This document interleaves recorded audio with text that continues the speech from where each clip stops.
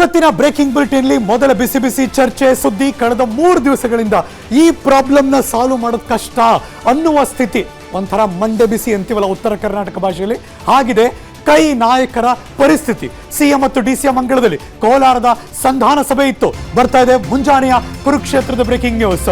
2 ಬಣಗಳ ಕಿತ್ತಾಟಕ್ಕೆ break ಹಾಕೋದಕ್ಕೆ master plan ಮಾಡಿದ್ದಾರೆ. Breaking news.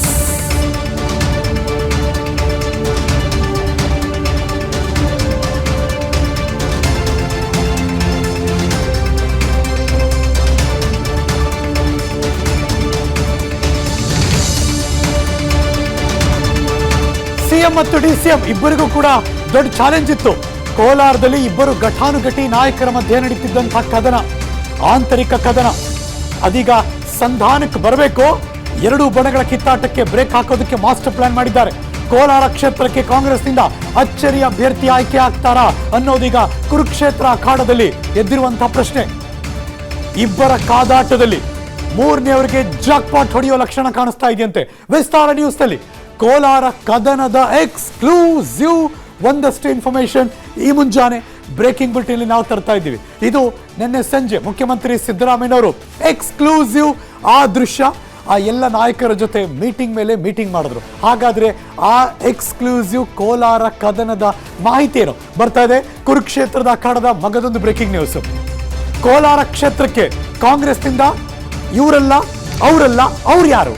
KV Gautam ಹೆಸರು ಶಿಫಾರಸನ್ನು ಮಾಡೋದಕ್ಕೆ ಚಿಂತನೆ ಮಾಡ್ತಿದ್ದಾರಂತೆ. Breaking news number 2.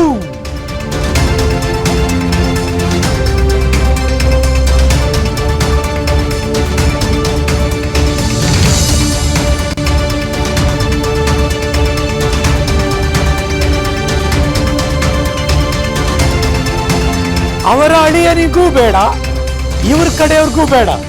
ಇವ್ರು ಕೊಟ್ರೆ ಅವ್ರ ಪ್ರಾಬ್ಲಮ್ಮು, ಅವ್ರು ಕೊಟ್ರೆ ಇವ್ರ ಪ್ರಾಬ್ಲಮ್ಮು. ಹಾಗಾಗಿ ಬೆಂಗಳೂರು ಕೇಂದ್ರ ಕಾಂಗ್ರೆಸ್ ಜಿಲ್ಲಾಧ್ಯಕ್ಷ KV ಗೌತಮ್ ಹೆಸರನ್ನ ಶಿಫಾರಸು ಮಾಡೋದಕ್ಕೆ ಚಿಂತನೆ ಮಾಡ್ತಿದ್ದಾರಂತೆ. 2 ಬಣಗಳಿಗೆ ಒಪ್ಪಿಗೆ ಆಗುವ 3 ಹೆಸರುಗಳನ್ನು ಶಿಫಾರಸು ಮಾಡಿದ್ದಾರಂತೆ. KV ಗೌತಮ್ ಹೆಸರು ಸೇರಿ 3 ಹೆಸರುಗಳು ಶಿಫಾರಸಿಗೆ ಚಿಂತನೆ ಮಾಡ್ತಿದ್ದಾರೆ ಕಾಂಗ್ರೆಸ್ನ ನಾಯಕರು. ಚಿಕ್ಕಬಳ್ಳಾಪುರದ ಮಾಜಿ ಶಾಸಕ SM ಮುನಿಯಪ್ಪ, ಡಾಕ್ಟರ್ ಮುದ್ದು ಗಂಗಾಧರ್ ಹೆಸರುಗಳನ್ನ ಶಿಫಾರಸು ಮಾಡ್ತಿದ್ದಾರೆ. SM ಮುನಿಯಪ್ಪನವ್ರಿಗಾರು ಕೊಡೋಣ, ಡಾಕ್ಟರ್ ಮುದ್ದು ಗಂಗಾಧರ್ ಕೊಡೋಣ, ಅಥವಾ KV ಗೌತಮ್ ಅವ್ರು ಕೊಡೋಣ. ಒಟ್ಟಿನಲ್ಲಿ ಇವ್ರಿಗೂ ಬೇಡ ಅವ್ರಿಗೂ ಬೇಡ. ಅವ್ರ ಅಳಿಯನ್ ಕೊಟ್ರೆ ಇವ್ರಿಗೆ ಬೇಜಾರು, ಇವ್ರ ಕಡೆ ಕೊಟ್ರೆ ಅವ್ರಿಗೆ ಬೇಜಾರು. ನಾವು ಸಪೋರ್ಟ್ ಮಾಡಲ್ಲ, ನಾವು ಸಪೋರ್ಟ್ ಮಾಡಲ್ಲ. ಈ ಸಪೋರ್ಟ್ ಮಾಡದೆ ಹೋದ್ರೆ ಕಾಂಗ್ರೆಸ್ ಗೆಲ್ಲುವ ಸ್ಥಿತಿಯಲ್ಲಿ ಕೋಲಾರದಲ್ಲಿ ಇಲ್ಲ. ಯಾರಾದ್ರೂ ಒಬ್ರು ಬ್ಯಾಕ್ಔಟ್ ಆಗ್ಬಿಟ್ರೆ ಕಂಪ್ಲೀಟ್ ಆಗಿ ಮತ ಬ್ಯಾಂಕ್ ಶಿಫ್ಟ್ ಆಗ್ಬಿಡುತ್ತೆ, ಇನ್ನೊಂದ್ ಕಡೆ ಪೋಲರೈಸ್ ಆಗೋಗುತ್ತೆ. ಹಾಗಾಗಿ ಆ ಭಾಗದಲ್ಲಿ ಎಲೆಕ್ಷನ್ ಮುಂಚೆನೆ ಕಾಂಗ್ರೆಸ್ ಸೋಲ್ಬೇಕಾದಂತಹ ಪರಿಸ್ಥಿತಿಗೆ ಬಂದ್ಬಿಡ್ಬೋದು. ಆತಂಕ ಅಂತೂ ಇದ್ದೇ ಇದೆ.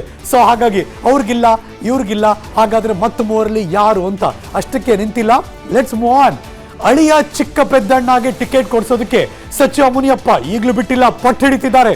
ಬರ್ತಾ ಇದೆ ಕುರುಕ್ಷೇತ್ರದ ಕಾಂಗ್ರೆಸ್ ಅಖಾಡದಿಂದ ಬರ್ತಿರೋ ಮತ್ತೊಂದು ಬ್ರೇಕಿಂಗ್ ನ್ಯೂಸ್. ಸಚಿವ ಮುನಿಯಪ್ಪ ಕುಟುಂಬಕ್ಕೆ ಟಿಕೆಟ್ ಕೊಡೋದಕ್ಕೆ ವಿರೋಧ ವ್ಯಕ್ತ ಆಗ್ತಾ ಇದೆ. Breaking news number 3.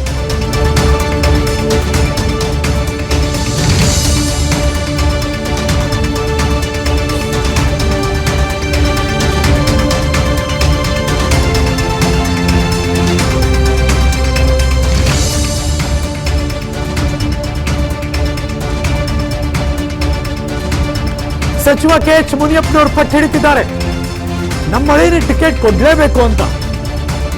ಇನ್ನೊಂದು ಬಣದವರು ಪಟ್ಟು ಹಿಡಿತಿದ್ದಾರೆ, ಅವ್ರ ಅಳಿನ ಟಿಕೆಟ್ ಕೊಟ್ರೆ ಗ್ಯಾರಂಟಿ ಸೋಲಿಸ್ತೀವಿ ಅಂತ. ಹಂಗೆ ಕತೆ ಅದು. ಸೊ ಹಾಗಾಗಿನೇ ದೊಡ್ಡ ತಲೆಬೇನೆ ಆಗಿರೋದು.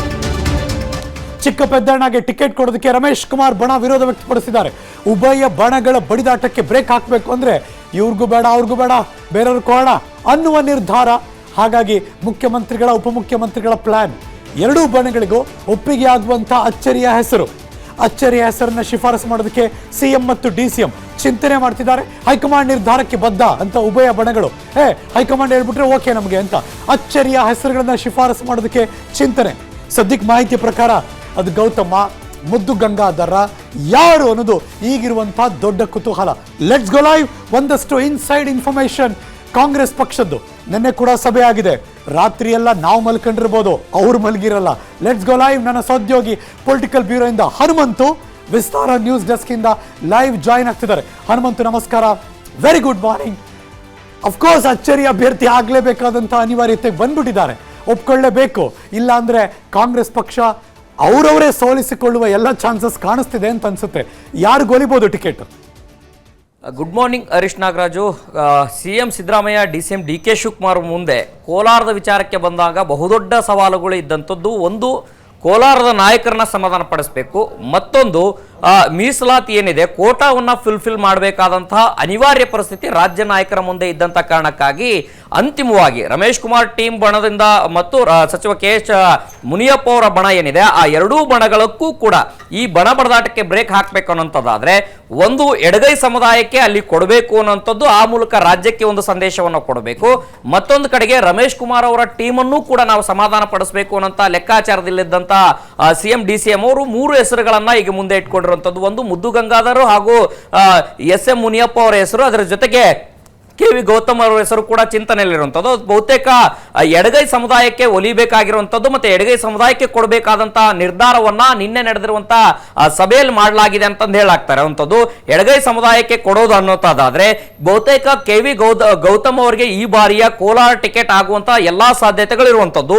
ಅಂತಿಮವಾಗಿ CM DCM ಶಿಫಾರಸನ್ನ ಮಾಡಿರುವಂತದ್ದನ್ನ AICC ಯಾವ ರೀತಿ ನೋಡುತ್ತೆ ಅನ್ನೋಂಥದ್ದು. ಯಾಕೆಂತಂದ ಹೇಳಿದ್ರೆ ಕಾಂಗ್ರೆಸ್ ಮುಂದೆ ಇರುವಂತದ್ದು ಬಹುದೊಡ್ಡ ಸವಾಲೇನಂತಂದ ಹೇಳಿದ್ರೆ ಸಚಿವ KH ಮುನಿಯಪ್ಪ ಅವರು ಹೇಳಿರುವಂತದ್ದು ಎಡಗೈ ಸಮುದಾಯಕ್ಕೆ ನೀವು ಮೀಸಲಾತಿಯನ್ನ ಕೊಡಬೇಕು, ಮೀಸಲು ಕ್ಷೇತ್ರವನ್ನು ಕೊಡಬೇಕು ಅಂತಂದೆ. ಯಾಕೆಂತಂದ ಹೇಳಿದ್ರೆ ಕೇವಲ ಎಡಗೈ ಸಮುದಾಯಕ್ಕೆ ಒಂದು ಸ್ಥಾನವನ್ನು ಚಿತ್ರದುರ್ಗ ಬಿಟ್ರೆ ಕೋಲಾರದಲ್ಲಿ ಕೊಡೋಕೆ ಅವಕಾಶ ಇತ್ತು, ಮತ್ತೆ ಈ ಹಿಂದಿನಿಂದನೂ ಕೂಡ ಕೊಡ್ತಾ ಬಂದಿರುವಂತದ್ದು. ಆ ಸಂಪ್ರದಾಯವನ್ನ ಮುರಿಬಾರದು, ಒಂದ್ ವೇಳೆ ಏನಾದ್ರೂ ಮುರಿದ್ರೆ ಅದು ರಾಜ್ಯಾದ್ಯಂತ ಎಫೆಕ್ಟ್ ಆಗುತ್ತೆ ಅನ್ನೋಂತ ವಾದವನ್ನ KH ಮುನಿಯಪ್ಪ ಅವರು ಇಟ್ಟಿದ್ರು.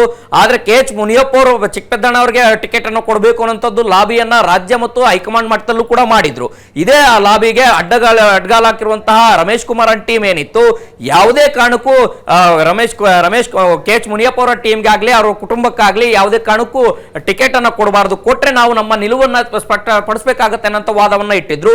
ಈ ಎರಡು ವಾದಗಳನ್ನ ಆಲಿಸಿ CM DCM ಯಾವುದಕ್ಕೆ ಯಾರಿಗೂ ಕೂಡ ಅನ್ಯಾಯ ಆಗಬಾರ್ದು ಮತ್ತೆ ಅಲ್ಲಿ ಪಕ್ಷದ ಅಭ್ಯರ್ಥಿ ಗೆಲ್ಲಬೇಕು ಅನ್ನೋ ಕಾರಣಕ್ಕಾಗಿ KV ಗೌತಮ್ ಅವರಿಗೆ ಕೊಡ್ಲಿಕ್ಕೆ ಒಂದಷ್ಟು ಹೆಚ್ಚು ಸಾಧ್ಯತೆಗಳು ಇರುವಂತಹ ಲಕ್ಷಣಗಳು ಕಂಡು ಬರ್ತಕ್ಕಂಥದ್ದು. ಯಾಕೆಂತ ಹೇಳಿದ್ರೆ ಕೋಲಾರ ಅಭ್ಯರ್ಥಿ ಆಯ್ಕೆ ಆಗ್ಬೇಕು, ಅದಾದ ನಂತರದಲ್ಲಿ ಪ್ರಜಾಧ್ವನಿ ಯಾತ್ರೆ ಆರಂಭ ಆಗಬೇಕು. ಆ ಒಂದು ಹಿನ್ನೆಲೆಯಲ್ಲಿ ಬಹುತೇಕ ಇವತ್ತು ಅಭ್ಯರ್ಥಿ ಆಯ್ಕೆ ಆಗುವಂತ ಸಾಧ್ಯತೆಗಳಿದಾವೆ. Very good, thank you so much Hanumanthu ಈ ಕ್ಷಣದ ಮಾಹಿತಿಯನ್ನು ಅಪ್ಡೇಟ್ ಮಾಡೋದಕ್ಕೆ. ಸುದ್ದಿಗಳಿಗಾಗಿ Vistara news YouTube channel subscribe ಮಾಡಿ.